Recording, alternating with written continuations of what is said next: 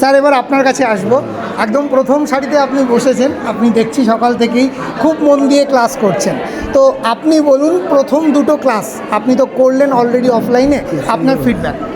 দেখুন, আমি আপনাদের এখানে জয়েন করার আগে আমি বহু ইনস্টিটিউটের ক্লাসও দেখেছি, তার সঙ্গে আপনাদের ক্লাসও দেখেছি।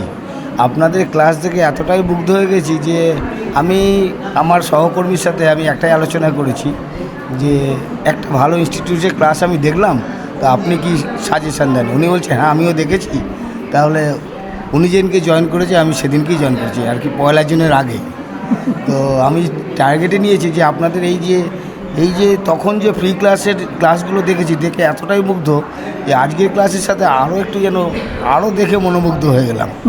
তো সেই কারণেই আমি বিশেষ করে আগ্রহ হয়েছে, এবং আমি একটা শিক্ষককেও নিয়ে এসে আজকেই উনি এখানে আসলেন আমার সাথে, এসে উনিও ক্লাস করলেন। ক্লাস করে দেখে উনি আবার ওনার সহকর্মীদের বললেন যে আপনাদের সাথে যুক্ত হতে।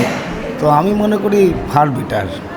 থ্যাংক ইউ স্যার এত ভালো কমপ্লিমেন্ট দেওয়ার জন্য। এবার অন্যান্য জায়গাতে যেটা হয় বা যেটাতে ভয় সবাই পায়, যে ফ্রি ক্লাসের সময় খুব কোয়ালিটি ক্লাস হচ্ছে, খুব ভালো ক্লাস হচ্ছে, খুব সুন্দর টিচাররা পড়াচ্ছে, কিন্তু যখনই পেড ব্যাচে যাওয়া হচ্ছে ক্লাসটা অতটা ভালো হচ্ছে না, বা সেই টিচাররা ক্লাস নিচ্ছে না, অতটা খেটে ক্লাস নেওয়া হচ্ছে না। বিএসএসসিআই সম্পর্কে আপনি কি বলবেন? একদমই না স্যার, এটা যারা বলে, আমি কিন্তু সবাইকেই বলেছি যে ফ্রি ক্লাস আর পেড ক্লাস বিশাল ফারাক, জমিন আসমান। কোনটা বেশি ভালো, ফ্রিটা না পেডটা? ফ্রি ক্লাস তো একটা কোশ্চেনের উপরে ক্লাস হচ্ছে, কিন্তু পেড ক্লাসে যে এতভাবে বোঝানো হচ্ছে, যেভাবে প্রতিটা কোশ্চেন ধরে ধরে প্রতিটা ডাউট ক্লিয়ার করা হচ্ছে, এটা অতুলনীয়। আচ্ছা, আমাদের ফ্রি ক্লাসগুলোতে স্যার সাধারণত প্রশ্ন উত্তর আলোচনা হয়, বাট পেড ক্লাসে আমরা বলেছিলাম থিওরি ধরে পড়াবো, হাতে ধরে শেখাবো, সেটা কি হচ্ছে স্যার? একদম স্যার, এখানে কোনো সন্দেহ নেই।